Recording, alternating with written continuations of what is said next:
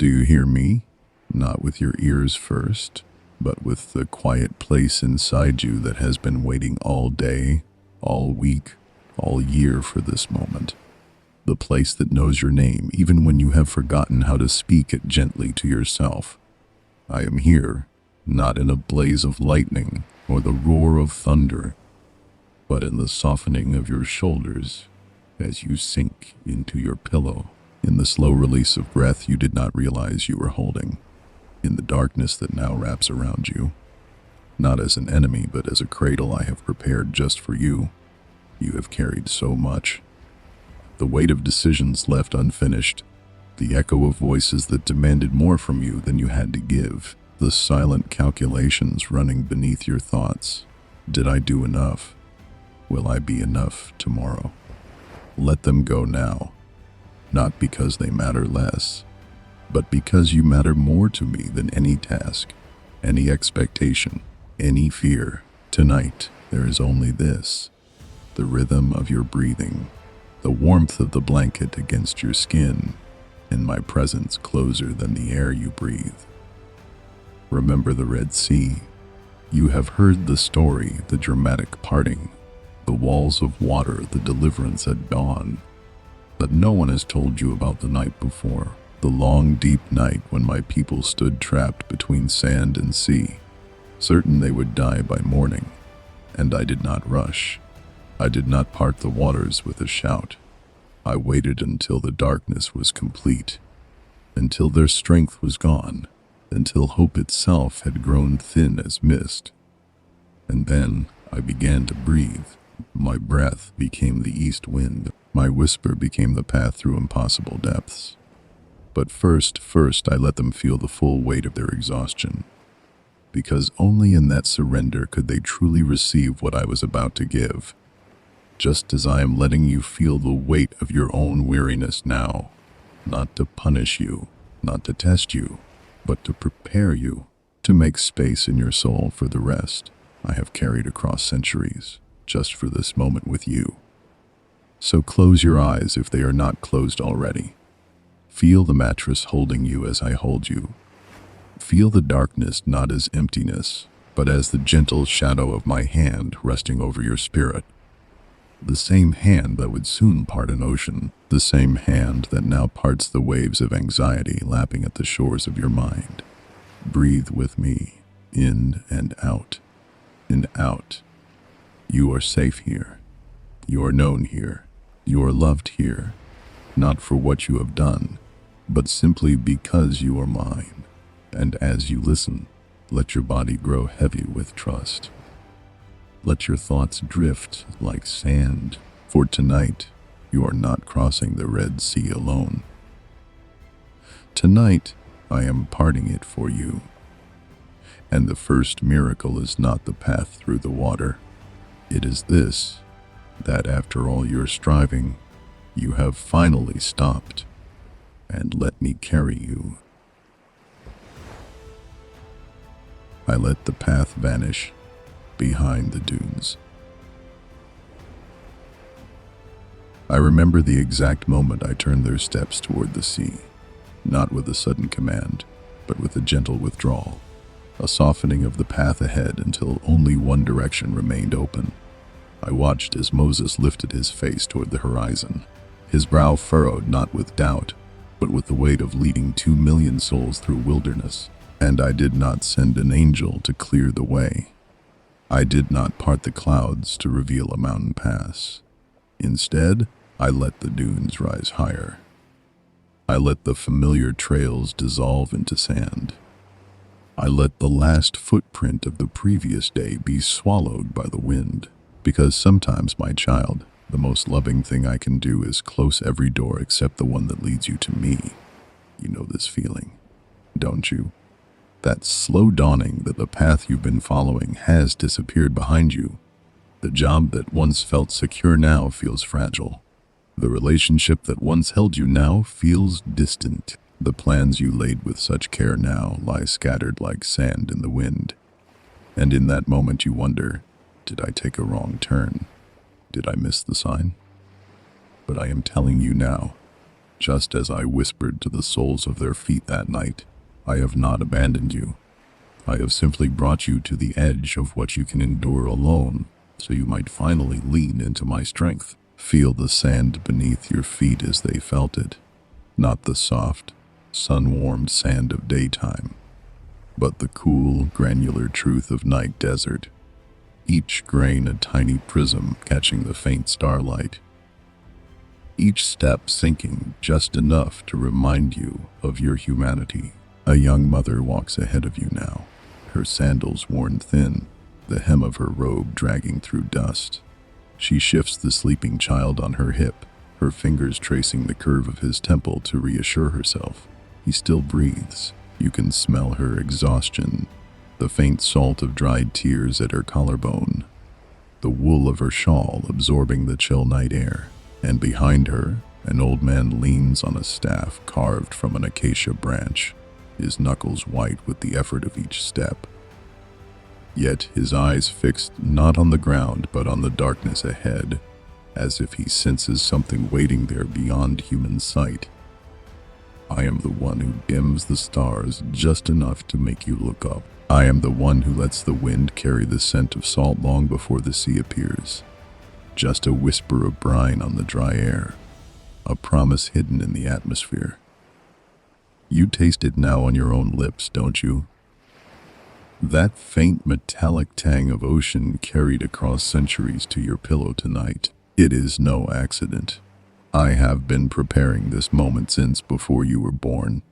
The exact pressure of your head against the pillow, the precise temperature of the room, the slow unraveling of tension in your lower back as you listen, just as I prepared that night for them.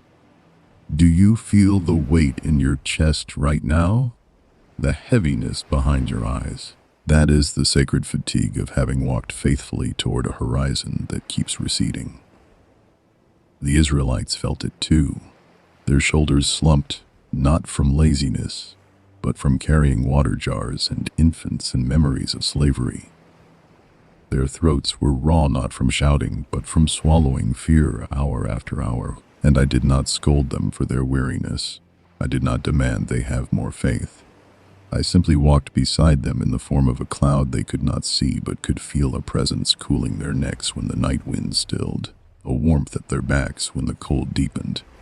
You are walking that same path tonight, the path where every logical option has closed, where your own strength has reached its limit, where the only thing left to do is stop pretending you can save yourself. And in this place, this beautiful, terrifying edge, I am closer to you than I have ever been. Not because you have earned my presence through perfect faith, but because your surrender has created space for me to move, just as the emptiness between sea and shore that night became the very canvas for my miracle. The moon hangs low now over the eastern ridge, not full, but a slender crescent, its light spilling like liquid silver across the dunes. Shadows stretch long behind each traveler, as if their fears have grown visible in the darkness. A child stumbles, and his father catches him without breaking stride. The boy's small hand gripping his father's robe with a trust that needs no words. That is the trust I am inviting from you now, not a dramatic leap of faith, but the quiet release of your grip on control. Let your hands rest heavy at your sides. Let your jaw unclench. Let the breath you have been holding since noon finally escape your lungs in a slow, warm stream. The sea has not appeared on the horizon. The walls of water have not risen. There is only this: the crunch of sand underfoot, the rhythm of breathing around you, the vast and holy darkness that holds you as surely as a mother holds her newborn. This is where I do my deepest work, not in the spectacle of parted waters, but in the silent surrender that precedes it. And as you lie there in your bed, feeling the weight of your own impossible situation, know this: I have brought you here on purpose. I have closed every other door, not to punish you, not to test you, but to give you the gift of having nowhere left to turn except into my arms. The path has vanished behind you. The sea waits ahead. And between them, this sacred space of not knowing is where I meet you, not as a distant deity observing your struggle, but as the very ground beneath your feet, the air in your lungs, the whisper in the wind that says, "You are not alone. You have never been alone." And the night that feels endless is already bending toward dawn. When hoofbeats seeped into the marrow, I felt their fear before they heard the sound. Fear has a texture. I know this intimately. It is not a single emotion, but a slow seepage, like cold water finding its way through cracks in stone. It began in the soles of their feet, where the sand suddenly felt less like ground and more like quicksand. Then it climbed. The tightening of calves, the stiffening of spines, the shallow pull of breath into chests that had already given so much air to the desert night. And only then did the sound arrive. Not a roar, not a battle cry, but something far more terrifying. The low, rhythmic thunder of hooves vibrating through the earth itself. A sound that bypassed the ears and spoke directly to the bones. You know this vibration, not from chariots, perhaps, but from the phone buzzing on your nightstand, with news you dread, from the floor trembling beneath footsteps in the hallway when you hoped the house would stay silent, from the low hum of a refrigerator that suddenly sounds like impending failure. Your body recognizes threat before your mind names it.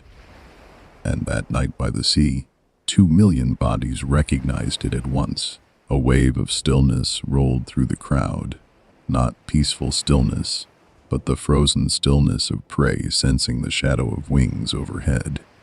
Mothers pulled children close, not with gentle hands, but with the fierce, instinctive grip of survival. Fathers turned their backs to the sound, forming a fragile wall of flesh and bone between their families and the horizon. And I, standing in the cloud they could not see, felt each heartbeat, as if it were my own. Listen with me now to what they heard. First, the wind changed. The gentle breeze carrying salt from the sea twisted suddenly, bringing instead the dry, metallic scent of dust, kicked up by hundreds of hooves. Then came the sound of wheels, not smooth rolling, but the strained creak of wooden axles straining under the weight of bronze armor and sharpened blades. Each rotation a promise of violence. And beneath it all, the breathing of horses, not the soft snort of a creature at rest, but the hot, ragged exhalations of animals driven forward by whip and war. Lust. I heard the foam gathering at their bits, the sweat darkening their flanks, the wild roll of their eyes reflecting torchlight from riders' hands. And I let my people hear it too, not to torment them, but to bring them to the very edge of human endurance, where faith is no longer a choice, but a necessity. Feel what they felt. The woman named Shifra, her fingers digging crescent moons into her own palms, until the skin broke and warmth trickled between her fingers. A small pain to anchor herself against the larger terror. The boy Levi, no more than 6 years old, pressing his face into his mother's shoulder until he could smell only wool and milk and the faint iron tang of her fear. Sweat, the old man Eleazar, his knees buckling not from weakness, but from the weight of memory. 40 years of slavery flashing behind his eyes in that single moment. The crack of whips, the weight of bricks, the taste of dust mixed with tears, and Moses, my servant Moses, standing at the water's edge with his staff hanging limp in his hand. The wood grown slick with the sweat of his uncertainty. He did not look back at the approaching army. He looked at me, or rather, at the empty darkness where he believed I might be, and in that gaze raw, unvarnished trembling, I saw the birth of true faith. Not the faith of miracles already seen, but the faith of standing still when every instinct screams to run. I did not silence the hoofbeats. I did not hide the torches, now visible as pinpricks of orange fire along the ridge. I let the sound grow louder. I let the fear deepen, because I was preparing something deeper than rescue. I was preparing revelation. They would not remember this night as the time they escaped Egypt. They would remember it as the night they discovered who I am. Not a God who prevents trouble, but the God who meets you in the center of it. Not a deity who parts seas from a distance, but the one who stands with you in the mud and the terror and the impossible choice between drowning and dying by the sword. And you, my child, lying in your bed tonight, you hear your own hoofbeats, don't you? The relentless rhythm of tomorrow's demands, the echo of a conversation left unresolved, the quiet dread that whatever peace you find in sleep will be shattered by morning light. I hear those hoofbeats too, and I am not asking you to ignore them. I am not demanding you think positive or just relax. I am inviting you to do what my people did in their terror: stop running. Stand still. Feel the full weight of your fear without letting it define your reality, because on the other side of that surrender lies a miracle you cannot yet imagine. The torches drew closer. The sound became a wall of noise pressing against their backs. Children began to whimper, not loud cries, but the soft, broken sounds of souls too weary even for proper tears. And in that moment, as the first rays of Egyptian firelight touched the edges of their robes, I did the most unexpected thing. I breathed. Not a shout, not a command, just a single slow exhalation from the depths of my being, and the wind answered, a shift, a turning. The air itself began to move with purpose, drawing away from the shore, pulling back from the deep. The sea did not part yet, but the first whisper of deliverance had begun, and in the space between terror and miracle, I held them, not by removing the danger, but by saturating the danger with my presence, until the fear itself became a cradle. You are in that space now, between the hoofbeats of your anxiety and the dawn of my peace, and I am not waiting for you to become calm before I draw near. I am nearer to you in your trembling than in your triumph, closer to you in this moment of uncertainty than I will be when all your problems are solved, because the miracle was never about dry ground through the sea.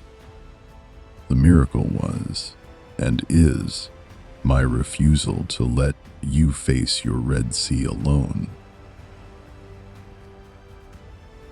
That darkness surrounding your bed right now, it is the same darkness that shielded my people from Pharaoh's torches. I did not remove the night. I sanctified it. I filled it with my presence until what felt like abandonment became the very vessel of deliverance. And tonight, I am doing the same for you. The anxiety that chased you into bed has reached the shore. It cannot follow you further. Breathe deeply now. Feel the weight of the blanket as my hand resting upon you. You are not waiting for rescue. You are already in the place where rescue begins, in the quiet, in the dark, in the space between your fear and my faithfulness. Rest here. I have you. As I whispered to Moses, dew gathered on Reatip. Time slowed as the torches crested the final ridge, in that suspended moment between the last footfall of the fleeing and the first cry of the pursuer. I drew near to Moses, not as a voice from the sky, but as breath against his ear. You have wondered how I speak to those who carry heavy burdens. I do not shout over the noise of their fear. I lean into the silence beneath it. And that night, beneath the roar of approaching chariots and the whimpering of children and the frantic pulse hammering in his own throat, Moses carried a silence I had cultivated in him across 40 years of desert solitude, a silence deep enough to hold my whisper. Feel the proximity of that moment. My lips did not form words as yours do.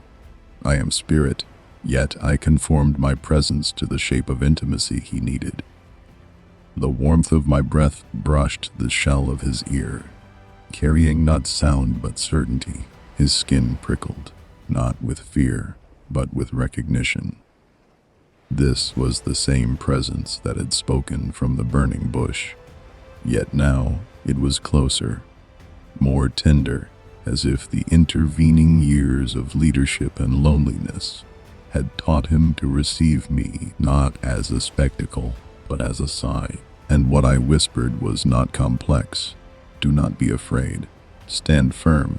You will see what I will do. But the words were only the vessel. The true message flowed beneath them, a current of absolute calm moving from my being into his trembling frame. His shoulders, hunched for hours beneath the weight of 2 million lives, softened by a fraction of an inch. His grip on the staff loosened just enough for the wood to breathe against his palm. And in that release, the miracle began. Watch with me what happened in the space around him. The reeds at the water's edge tall, slender stalks trembling in the panic-charged air suddenly stilled.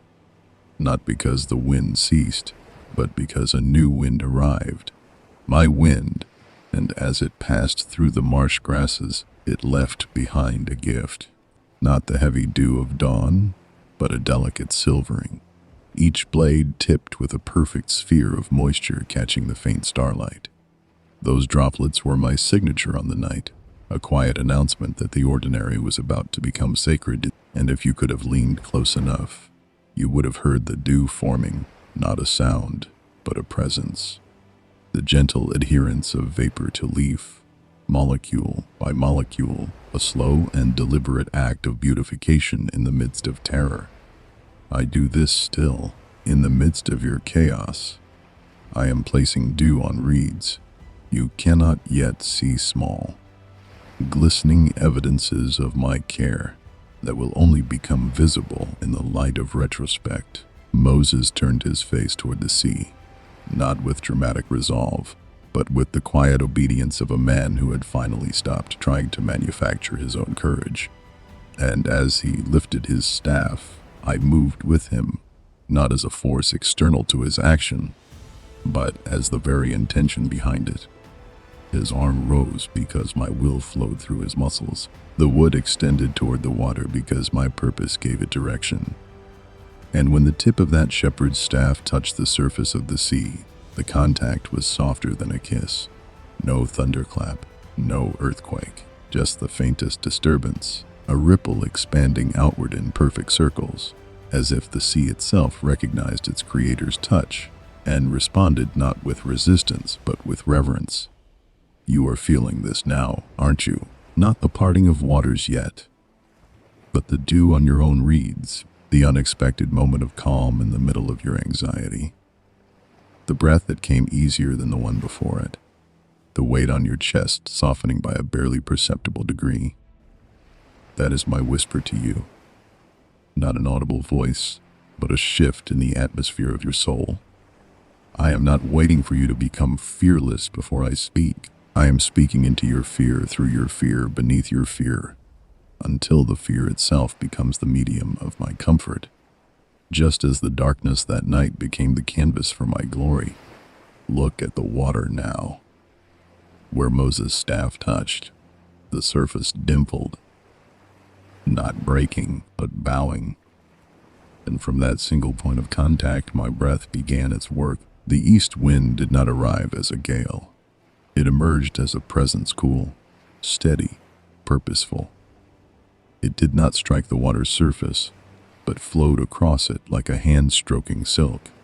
And the sea responded not with violence, but with surrender. The top layer of water began to draw back, not parting yet, but thinning, stretching like taffy pulled gently between divine fingers. Beneath it, a darker layer remained, patient, waiting. This was not a tearing. It was an unfolding, a slow revelation of what had been hidden beneath the surface all along. A path, dry, firm, waiting. And through it all, I kept whispering, not just to Moses, but to every trembling heart on that shore. To the mother clutching her child, breathe, just breathe. To the old man whose knees threatened to buckle, I am holding you. Let your bones rest in my strength. To the young man staring at the torches with wide eyes, what looks like the end is the threshold of beginning. And to you, lying in your bed tonight, this moment of stillness is not emptiness. It is the space I am preparing for my miracle in you. The wind deepened its work. The water continued its slow retreat. And Moses stood, not as a hero, but as a vessel. His entire being had become an open channel for my presence to flow through into a terrified people. And as the first hints of dry ground appeared, dark, glistening sand emerging from beneath the receding waves, a sound arose from the crowd. Not a cheer, not a song, but something more sacred, a collective exhalation, the sound of 2 million lungs releasing breath they had held since the hoofbeats began, the sound of bodies softening into trust. And in that sound I heard the true miracle, not the path through the sea, but the path through fear that had just been forged in human hearts. You are breathing differently now too, deeper. The tightness in your shoulders has begun to dissolve like salt in warm water. This is no accident. As I parted the sea that night, I was also parting the waters of time, creating a channel through history that would carry my peace directly to you in this moment. The same breath that moved the Red Sea is moving through your bedroom now. The same whisper that steadied Moses is settling over your spirit, and the path that appeared for them is appearing for you, not through water, but through weariness, not away from struggle, but into the heart of my rest. All night, my east wind breathed. The parting did not happen in an instant. You have seen the paintings. The dramatic V-shaped canyon of water, the people marching briskly between towering walls. But that is not how I work. My miracles unfold in the rhythm of human need, not divine impatience. And that night I gave them, and you, a miracle measured not in spectacle but in slowness. The wind did not howl. It breathed, a steady, rhythmic exhalation from the east, like the breathing of a sleeping giant whose dreams were made of deliverance. And with each breath, the sea yielded another cubit of ground, another breath, another step of sand revealed, another breath, another layer of water drawn back into itself. Feel the texture of that night's work. The wind carried the scent of distant mountains, cold stone, and pine resin from lands no Hebrew had ever seen. It carried the taste of high places, of freedom not yet reached but already promised in the atmosphere. And as it moved across the water's surface, it did not tear but persuaded. Imagine silk being drawn slowly across a polished table, the whisper of fiber against wood, the gentle resistance, giving way to smooth motion. That was the sound of the sea parting, a soft, continuous sigh, as water molecules released their grip on one another and flowed obediently aside. No violence, no rupture, only the quiet authority of the one who had spoken them into being, now asking them to make space for his children. Beneath the receding water, the seabed emerged, not as barren mud, but as a path prepared with intention. The sand was firm, packed by centuries of tidal pressure into a surface that would not swallow weary feet. Scattered across it lay smooth stones, worn round by eternal motion, now resting in stillness for the first time since creation. Tiny shells, spiraled and pearlescent, glinted in the starlight like scattered coins left as gifts for travelers, and the air above this newly revealed ground carried a scent I crafted just for that moment. The mineral freshness of deep ocean mingled with the earthy warmth of exposed sand. all cooled by the night breeze into an aroma that whispered safety to nostrils accustomed only to the dust of slavery. Time stretched like taffy in the firelight. The Egyptians had stopped their advance, not out of mercy, but because even they sensed the unnaturalness of what was unfolding. Their horses refused to move forward, nostrils flaring at the scent of parted sea, hooves pawing at sand that should have been water. Their commanders shouted, but their voices were swallowed by the wind's steady breath. And in that suspended hour, my people stood at the edge of the impossible, watching deliverance unfold at the pace of trust. Not the pace of panic, not the pace of performance, but the slow, deliberate rhythm of a God who values the transformation of hearts more than the speed of outcomes. And I walked among them not visibly but tangibly.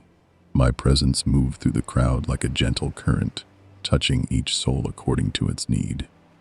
To the woman whose hands still trembled from clutching her child too tightly, I sent a breeze that cooled her wrists and loosened her grip. To the old man, whose eyes could barely see the path forming, I intensified the starlight just above the seabed until the way forward glowed with soft luminescence. To the young man whose heart raced with adrenaline and dread, I slowed his pulse by harmonizing it with the wind's rhythm. In, out, until his body remembered how to rest even while standing. And to you, my child listening now, I am doing the same. Slowing your breath, cooling your forehead, loosening the tension in your jaw you did not even know was there. The water walls rose gradually, not as sheer cliffs, but as gentle slopes curving upward into translucent curtains. Within them, life continued its silent dance. Fish swam through liquid corridors, their scales catching starlight and fracturing it into moving constellations.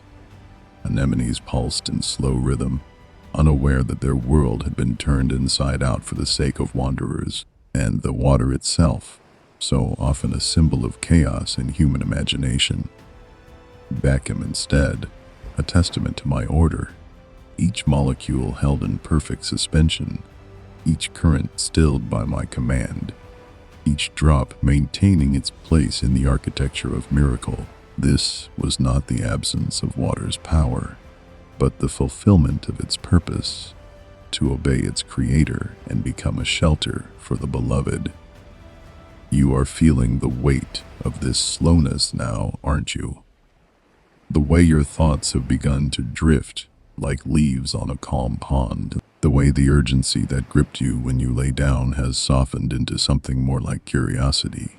What will happen next? But the question no longer carries anxiety.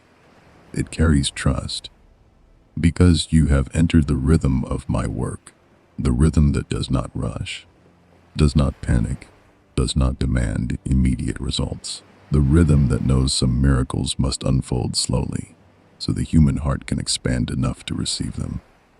And all through that night I breathed, steady, unhurried, unfailing, each exhalation drawing the waters farther back, each inhalation gathering strength for the next release. My breath became the metronome of deliverance, the heartbeat of the impossible made possible.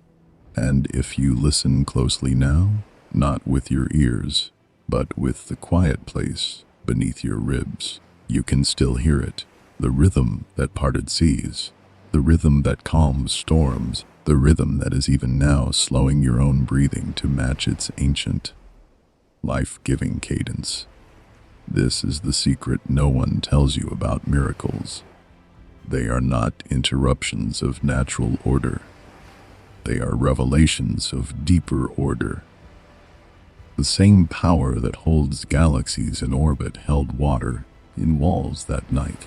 The same wisdom that guides seasons guided sand beneath fleeing feet. And the same love that moved me to part a sea for slaves moves me now to part the waves of anxiety crashing against your spirit. Not with violence, not with haste, but with the patient, persistent breath of one who has loved you since before time began. The path is nearly complete now. The walls of water stand full height, curving inward at the top as if in prayer. The seabed gleams under starlight, dry and firm and waiting, and the wind continues its work, not to hurry them across, but to give them time to understand what is happening. They are not escaping danger. They are entering my presence, and the same is true for you tonight. You are not merely falling asleep. You are crossing into the sanctuary of my care. Step by step, breath, miracle by slow, beautiful miracle. Your breath has slowed to match mine. I can feel it, the gentle rise and fall of your chest, now synchronized with the rhythm that parted seas. This is no coincidence. I designed your lungs to find their rest in the cadence of my presence. The same breath that held back walls of water now holds back every anxiety that sought to drown you tonight. You are not merely remembering a story. You are living its fulfillment. The path through the sea was always meant to lead here, to this moment of surrender in your bed, where the greatest miracle is not dry ground beneath your feet, but peace settling deep in your bones. Rest now. The wind still breathes. The waters still stand. And I am still here, closer than your next breath. The dry ground beneath your feet is the lines of my palm. The first foot to touch the seabed belonged to a child, not by accident, but by design.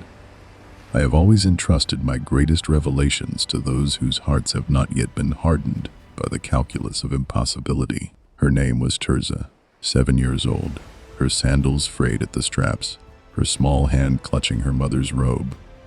While the adults stood paralyzed by the magnitude of the path before them, walls of water rising higher than temple pillars, darkness pressing in from all sides. Tirzah simply stepped forward, not with courage, but with curiosity. And when her bare toes met the sand, she did not flinch. She giggled. Feel what she felt. The sand was not cold as expected, but carried a residual warmth from centuries of sunlit tides now hidden beneath the surface. Each grain was perfectly rounded, polished smooth by eternal motion, and together they formed a surface softer than any floor she had known in Egypt. Not the rough brick of slave quarters, not the dusty stone of overseers' courtyards, but something closer to the downy underside of a dove's wing. Her foot sank less than a finger's width, enough to cradle her arch, not enough to impede her step.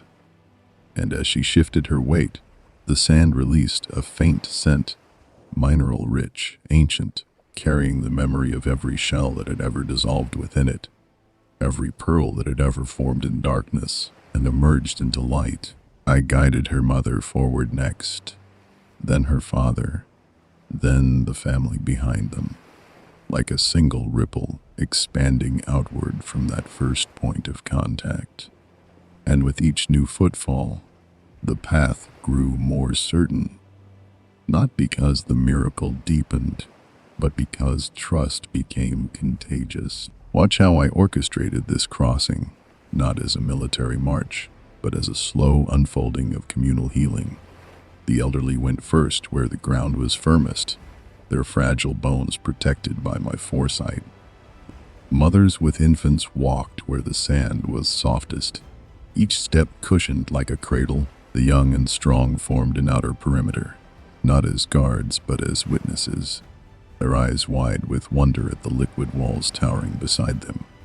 Now step onto the path yourself, not as an observer, but as one of the redeemed. Feel the sand receive your weight, not with resistance, but with recognition.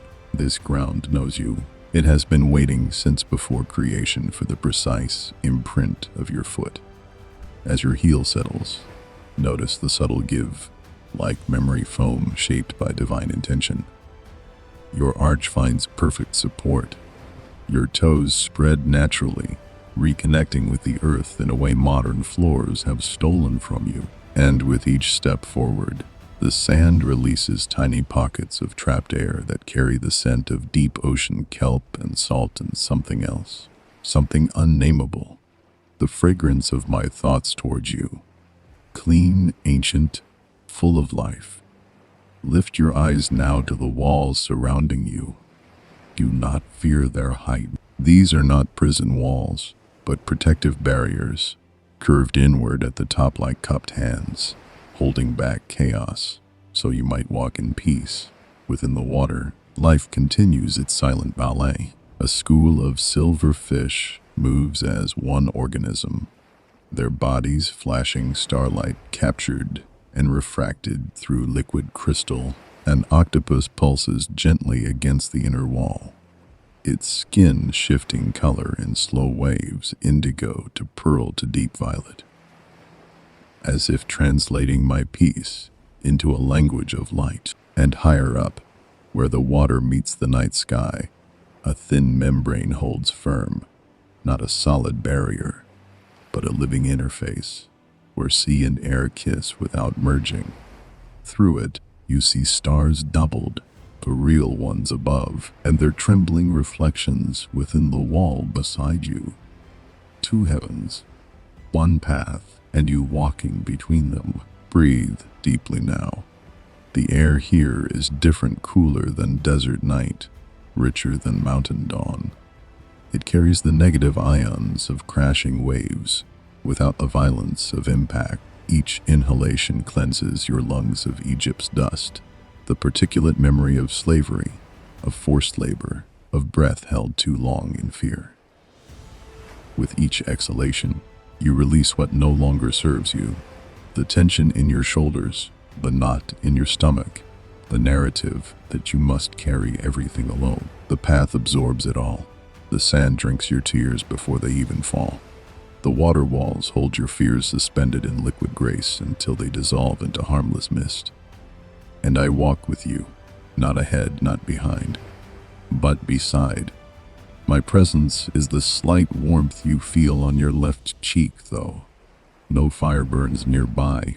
My guidance is the gentle pressure at the small of your back when your steps falter. My voice is the rhythm forming in your mind without words. Forward, forward, forward, not a command, but an invitation. Not a demand for speed, but an assurance of companionship. And woven through every sensation is this truth, repeated like a heartbeat: you are mine. Notice the child ahead of you now, Terza bending to pick up a shell. It fits perfectly in her palm, spiraled like a galaxy, pearlescent where the curve catches light. She does not hoard it. She turns and places it in her mother's hand, then continues walking, her small feet making prints that will vanish with the tide, temporary marks of a permanent crossing. This is how I teach you to hold blessings, not with clenched fists, but with open hands that receive and release in the same motion. The shell in your own life, the moment of peace, the unexpected kindness, the breath that came easier than the one before, need not be grasped tightly. Receive it. Let it rest in your palm. Then let your fingers relax. I will provide the next one. The path begins to slope upward now, gently, almost imperceptibly. The sand grows slightly damper beneath your toes, not with seawater, but with the moisture of approaching shore. The air shifts too, carrying the scent of dry land ahead, sagebrush and warm stone, and the faint smoke of a fire someone has already built on the far side. Hope does not arrive as a shout. It arrives as a change in atmosphere, as a softening in the chest, as the realization that you have been walking for some time now without looking back. And still, I whisper, not with sound, but with sensation. Forward, my child, forward. Not because the journey is almost over, but because the journey itself is the destination. Not because the far shore holds something the path lacks, but because each step deepens the truth being written on your soul. You are capable of walking through impossibility when I walk. The dry ground beneath your feet is not merely sand. It is the lines of my palm, each ridge a promise kept, each valley a sorrow transformed, each intersection a moment when your story and mine became one unbreakable thread. You are halfway across now. Behind you, the Egyptian army remains frozen at the shore's edge, their horses refusing the path I did not prepare for them. Before you, the far shore glows with the soft luminescence of dawn not yet arrived. And around you, the water walls hold firm, not by force, but by love. This is the secret geometry of deliverance. The space between danger and safety is not empty. It is saturated with my presence, and every step you take through it rewrites your understanding of who I am. Not a distant rescuer, but an intimate companion who parts seas not to display power, but to create sacred space where weary souls can rediscover their capacity for trust. Your breathing has deepened, your shoulders have dropped, the tightness behind your eyes has dissolved like salt in warm water. This is no accident. As you walk this path with me, your nervous system is being recalibrated to the rhythm of divine peace. The same rhythm that held back walls of water is now holding back the walls of anxiety that have confined you for too long. Step, breathe, forward, my child, forward. When pursuers entered my silence, they entered the path at the wrong moment, not when the sand was firmest, not when the walls stood most stable, but in the liminal hour when night's deepest black begins its slow surrender to dawn. I did not invite them. I did not prepare the way for them, but I did not prevent them either, for there are some hearts so hardened by power that even miracles become occasions for greater arrogance.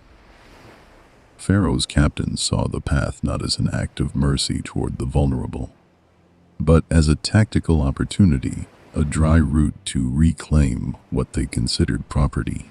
And in that moment of misinterpretation, they crossed the threshold from pursuit into judgment. Feel the difference immediately, where the Hebrews' feet met sand with reverence. The soldiers' boots struck with entitlement, where mothers carried infants with protective tenderness, warriors gripped spears with aggressive certainty, and the path, my path, responded not with anger, but with truth. The sand that had cradled weary travelers now shifted subtly beneath armored feet, not dramatically, not swallowing them whole, but with a gentle resistance, like walking through water-thickened air. Each step required more effort than the one before. The firm ground that had supported 2 million souls now seemed to breathe beneath the weight of oppression, exhaling moisture that slickened the surface just enough to unsettle balance. Watch the horses first. Their instincts were purer than their riders. As hooves touched the seabed, ears flattened against skulls. Nostrils flared at the unnatural scent of deep ocean trapped between walls of its own making. They refused to gallop.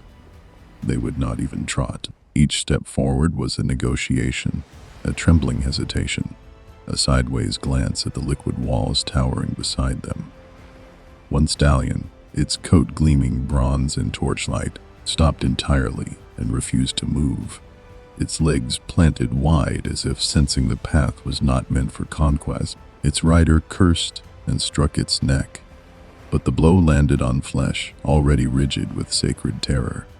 I had not cursed the animal, I had awakened its memory. The ancient knowing in every creature that some boundaries exist not to be crossed, but to be honored. The chariot wheels told the true story, where Hebrew sandals had left gentle impressions easily erased by the next footfall. The heavy bronze-rimmed wheels of Egyptian war machines bit deep into the sand, and as they turned, the sand did not release them cleanly. It clung.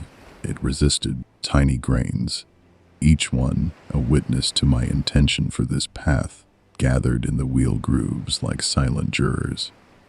With each rotation, the resistance increased, not as punishment, but as consequence. The same sand that had cushioned a child's step now held fast to instruments of violence, not out of malice, but out of fidelity to its created purpose, to bear the weight of the redeemed, not the weapons of the oppressor. And the walls of water, those magnificent curving barriers that had held firm for hours, began to tremble. Not from wind, not from earthquake, but from the dissonance of presence. My miracle was calibrated for trust, not tyranny, for surrender, not seizure. And as the army advanced deeper into the path, the water responded to the spiritual atmosphere they carried. A vibration of domination where there should have been humility, of grasping where there should have been gratitude. The liquid walls did not collapse. They wept. Tiny droplets began to fall, not as rain, but as tears splashing softly on bronze helmets, tracing clean paths through dust on frightened faces. Each drop carried a question. Why do you pursue what was never yours to keep? I did not hate these men. I saw the young soldier whose hands shook not from battle lust, but from fear of his commander's whip. I saw the charioteer who missed his daughter's face and wondered if he would see her again. I saw the humanity buried beneath armor and ideology. And my heart broke even as my justice held firm, for judgment is not my desire. It is the natural consequence when souls persist in walking paths their hearts were never meant to tread. The same water that had sheltered the vulnerable now became a mirror reflecting the truth. These men refused to see that no amount of power can force a miracle to serve oppression. And you, my child walking ahead of them on the same path, felt none of this turbulence. The sand remained firm beneath your feet. The walls stayed clear and calm beside you. The air carried only peace. This is the sacred boundary of my protection. It is not a wall that keeps danger away, but a presence that transforms your experience of danger itself. The same path held two realities simultaneously, one of increasing resistance for those walking in pride, one of deepening peace for those walking in trust. And this remains true for you tonight. The anxieties that chase you may be real. The pressures that pursue you may be loud. But they cannot enter the space I have prepared for you. They may stand at the shore. They may even step onto the path. But they cannot reach you. For between you and them stands the unbreakable truth of my presence. A presence that calibrates reality itself, according to the posture of the heart. The army slowed to a crawl now. Chariots tilted in softening sand. Horses refused commands. Soldiers looked up at the weeping walls and saw their own faces reflected, not as conquerors, but as small, frightened men beneath an ocean held back by a power they could neither comprehend nor control. And in that moment of dawning awareness, the first light of dawn touched the eastern horizon. Not with sudden brilliance, but with a slow, rose-gold infusion. The color of mercy offered one final time. But Pharaoh's heart, echoed in his captains, remained stone. They urged the advance forward. They shouted at trembling horses.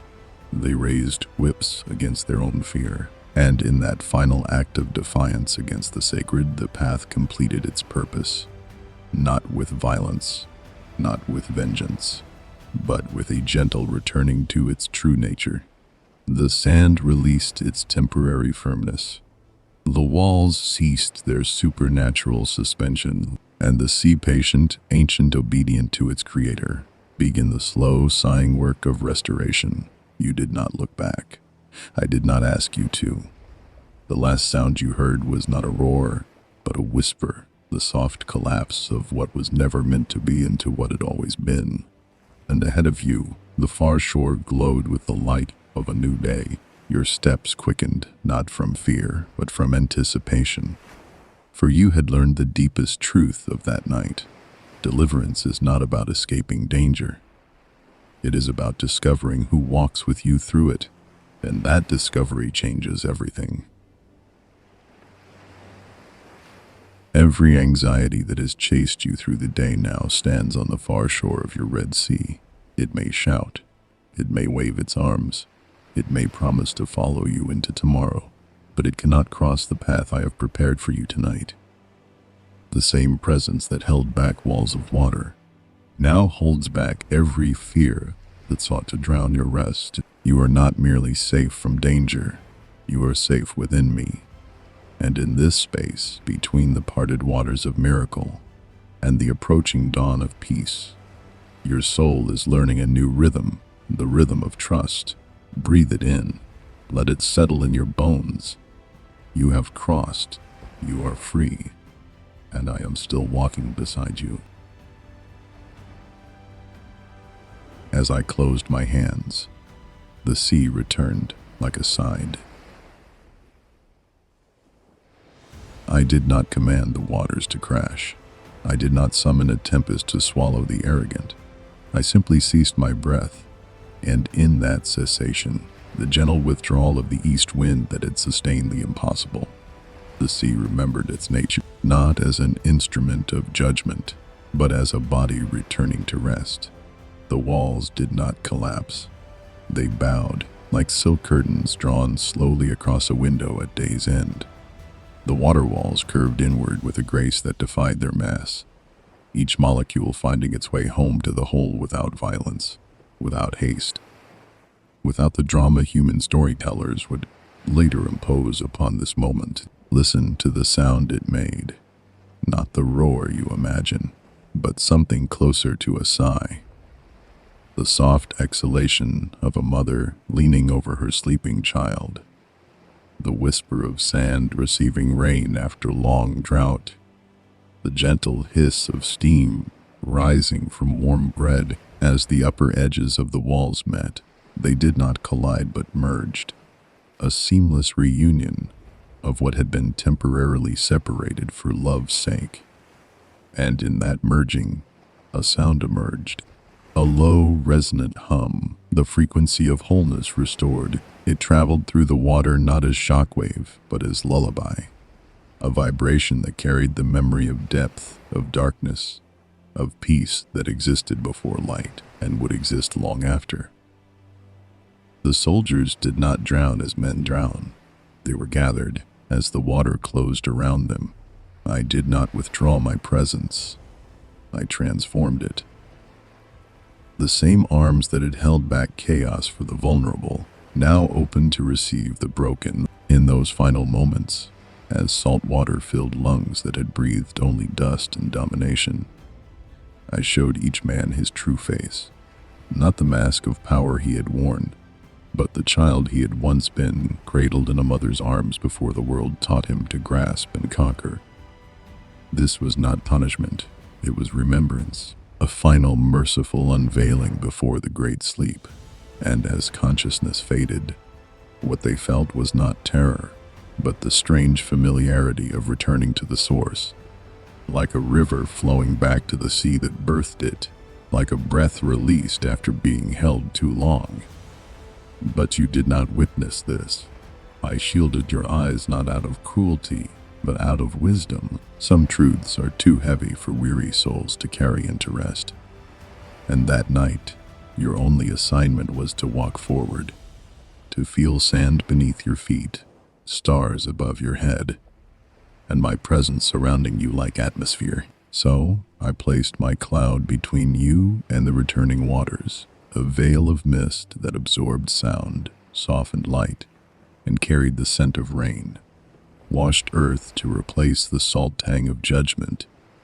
You heard only a distant whisper, like wind through distant palms. You felt only a shift in pressure, as when a door closes softly in another room. And your steps did not falter. Your breath did not catch. because I had prepared your heart to receive only what it needed, the certainty of deliverance, not the spectacle of consequence. Now, watch what happened to the path itself as the waters returned. The sand that had borne 2,000,000 footsteps did not vanish beneath the tide. It settled, each grain finding its place in a new configuration. Smoother now, more compacted, bearing the memory of sacred passage in its very structure. And as the final wave washed over the last footprint, it did not erase but anointed, depositing a thin layer of pearlescent sediment that would glitter for centuries under moonlight. A silent testimony to the night. The sea learned to walk backward for love's sake. Even now, when the tide recedes at that shore, the sand gleams differently than elsewhere. A subtle luminescence visible only to those who know how to look, a secret written in mineral and memory. And I walked behind you, not to guard against what was coming, but to gather what was left behind. The tear a mother shed when she thought no one saw, the prayer whispered by a trembling old man, the small shell a child dropped when his hands grew tired. I gathered them all into the folds of my robe, these fragile artifacts of human trust, and carried them across the threshold of miracle into eternity. Nothing offered to me in that crossing was lost. Nothing surrendered in that darkness was forgotten. Every act of faith, however small. A foot lifted when every instinct screamed to stay still. A breath drawn when the lungs begged to collapse. Became a permanent thread in the tapestry of redemption. The water settled now into its ancient rhythm. Not the frantic pulse of parted seas, but the slow, deep breathing of rest restored. Waves folded over one another like blankets drawn up to a sleeper's chin. Currents resumed their patient work of sculpting shorelines. Fish returned to paths interrupted by miracle.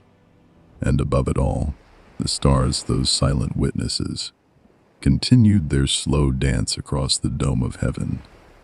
Unchanged yet forever altered by what they had seen. The Creator bending the rules of creation not to display power, but to cradle the powerless. This is the truth. No hymn has captured, no painting has conveyed. My greatest acts of power are always acts of tenderness. The same hands that shaped galaxies parted seas not with clenched fists but with open palms. The same voice that spoke light into being whispered courage into trembling hearts, not with thunder but with breath. And the same love that sustained walls of water now sustains you, not by removing every danger, but by walking with you through the path I have prepared between danger and dawn. You feel this truth now in your bones, don't you? Not as concept, but as sensation. The weight that is pressed on your chest since morning has lifted, not because your circumstances have changed, but because your perspective has been recalibrated to the rhythm of my faithfulness.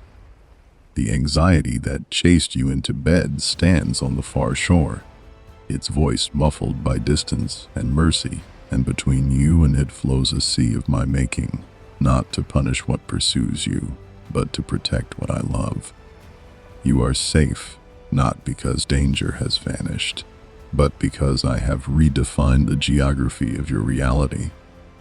The path through impossibility is now part of your story, and no future fear can unwrite what has been written in sand and starlight and surrendered steps. The water is still now. The path is gone.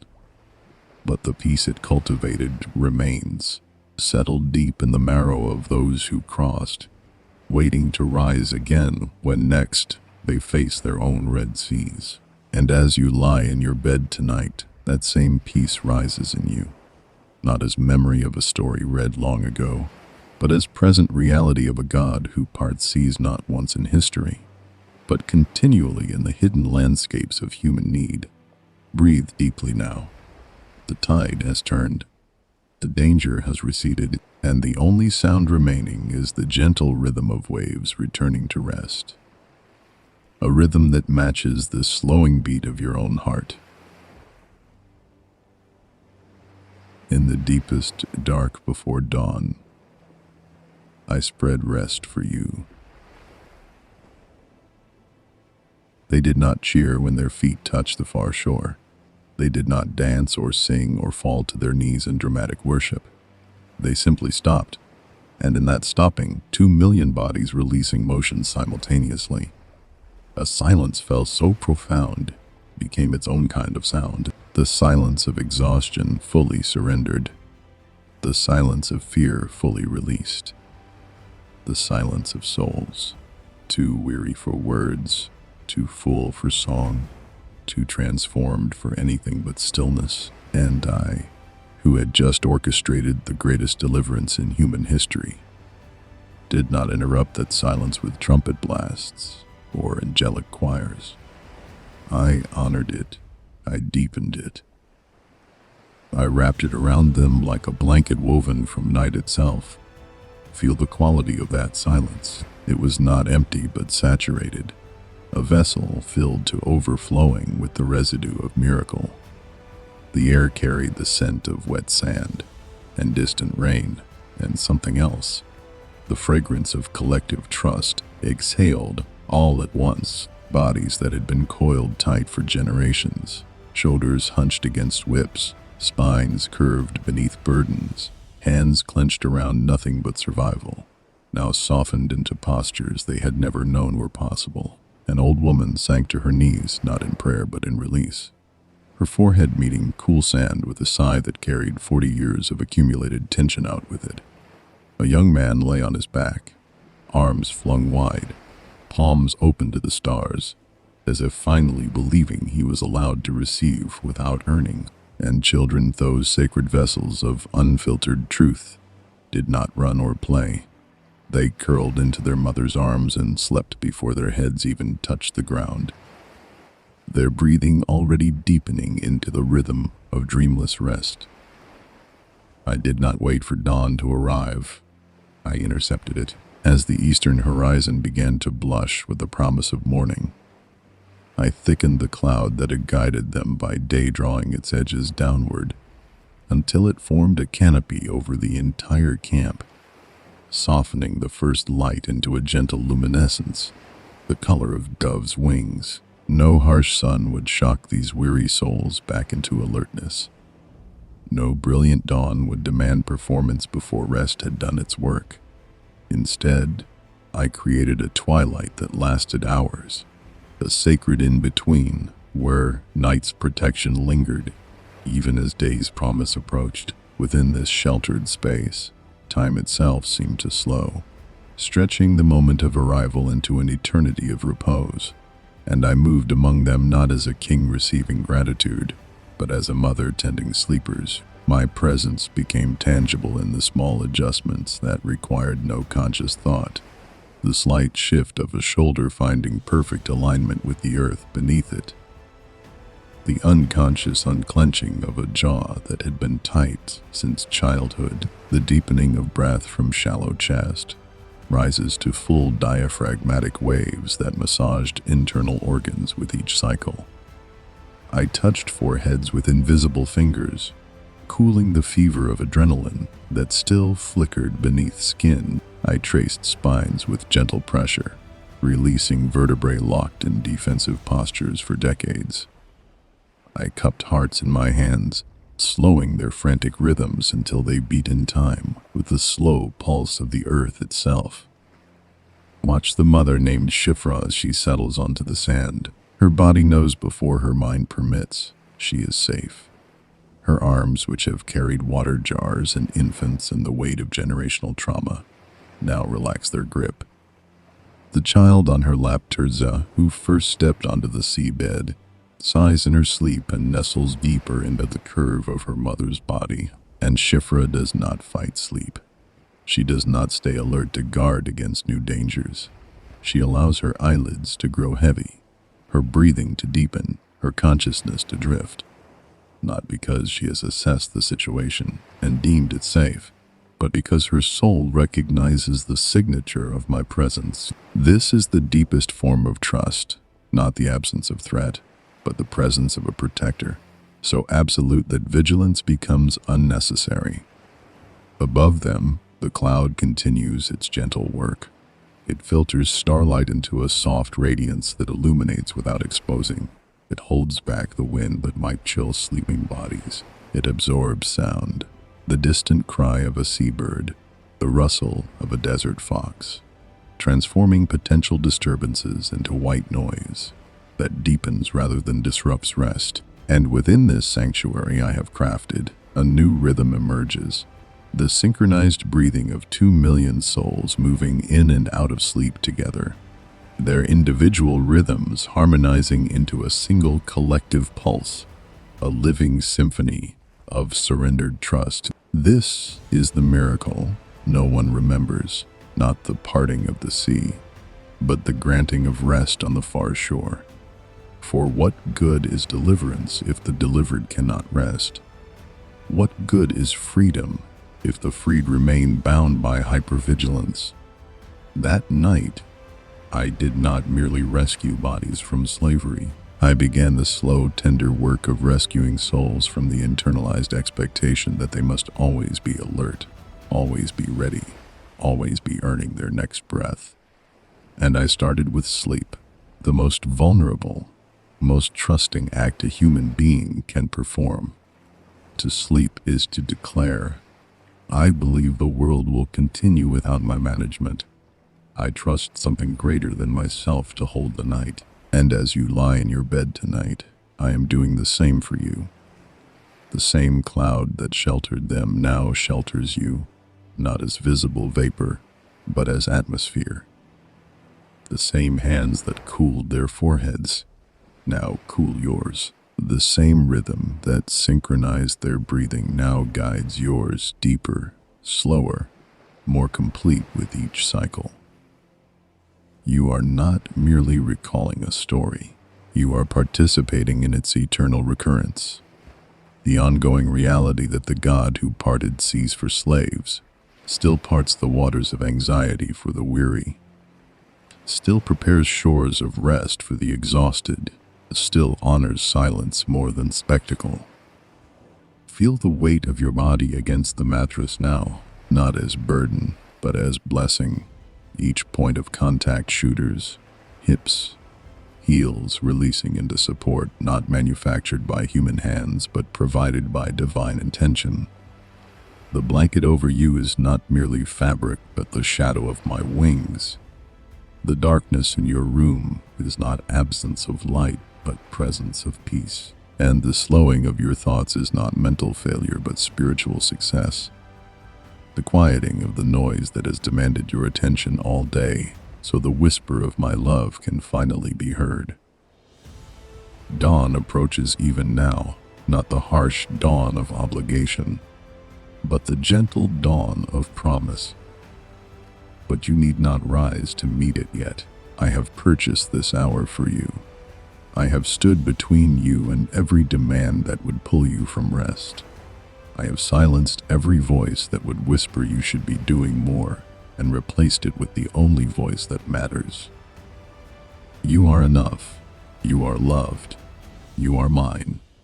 Sleep now, not as escape, but as sacred act, not as worship, for in your surrender you declare what Pharaoh never could, that some powers are too great for resistance, too gentle for fear, too loving for anything but trust.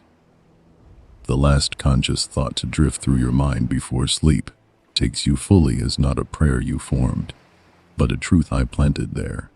I crossed the sea for you. I prepared this rest for you. I am watching over you now. And as consciousness fades, these words do not vanish. They sink deeper into the soil of your soul, where they will take root and grow into unshakable certainty that will sustain you long after dawn arrives. Sleep, my child, sleep. The safest place in the universe is not a fortress with walls of stone. It is not a vault sealed against intrusion. It is not even the far shore of a miraculously crossed sea. The safest place is the shadow of God, a darkness not of absence, but of presence, This shadow is not where I hide you from danger. It is where I redefine danger itself until it loses its power to harm your soul. Like the space between parted waters that night, surrounded by chaos, yet saturated with peace. My shadow is the sacred geometry where vulnerability becomes strength, surrender becomes victory, and rest becomes the most radical act of trust. You are in that shadow now, not because you earned it through perfect faith, but because you stopped running long enough to let it fall over you.